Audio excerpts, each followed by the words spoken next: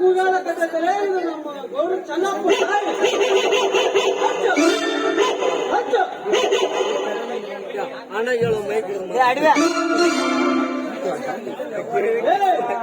ನಿಂತೀರಿ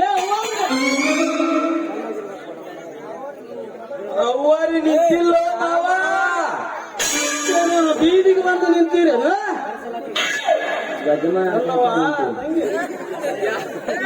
ಯಾಕ ಒಂದು ನಮನಿ ಚಿಂಗು ವಾಸನೆ ಹೊಡಿತೈತಲ್ವೇ ಬರ್ರಿ ಅದು ಧೂಳಿನ ವಾಸನೆ ಅಲ್ರಿ ಗುಮಸ್ತ್ರ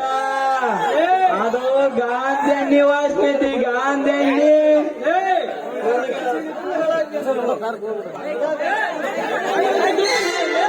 ತೆಗಿ ನೋಡಮ್ಮ ಬಗಲಾಗ ಬರ್ತಾವನ ಅಲ್ಲ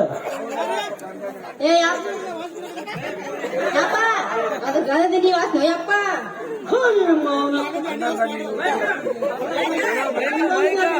ಇವ್ರು ಕೂಡ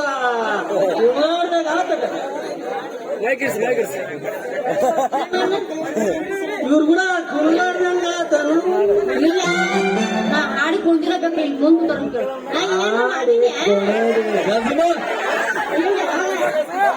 ಮುಗಿಸ್ಕೊಂಡು ಹೋಗ್ಬೇಕಾರ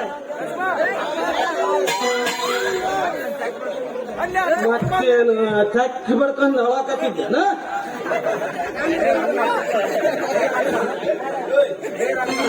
ಹಂಗ ಸತ್ತ ಹೋಗಿ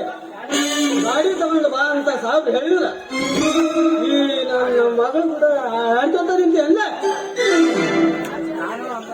ನಾನು ಆಗ ಹೋಗಂದ್ರ ಇವ ನನಗ ಒದ್ಯಾಕ ಬಂದ ನಮ್ಮ ಮಗ ಅಲ್ಲೇ ಬಂಗಾರ ಹೊಲಕ್ಕೆ ಹೋಗಿ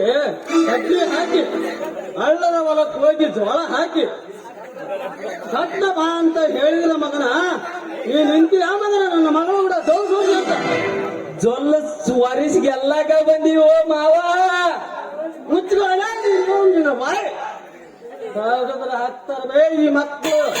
ಒಪ್ಪ ಅಕ್ಕಮ್ಮನ ಆಮೇಲೆ ಒಳಗ ಹೋಗಿ ಹಾಗುತ್ತ ಯಪ್ಪ ಆಮೇಲೆ ಆಮೇಲೆ ನಿನ್ನ ಮಾರಿ ಆಗುತ್ತ ಸಪ್ಪ ನಿಮ್ಮ ಅವನು ಗಪ್ನ ಮ್ಯಾನೇಜ್ ಮಾಡ್ರಿ ನೀವು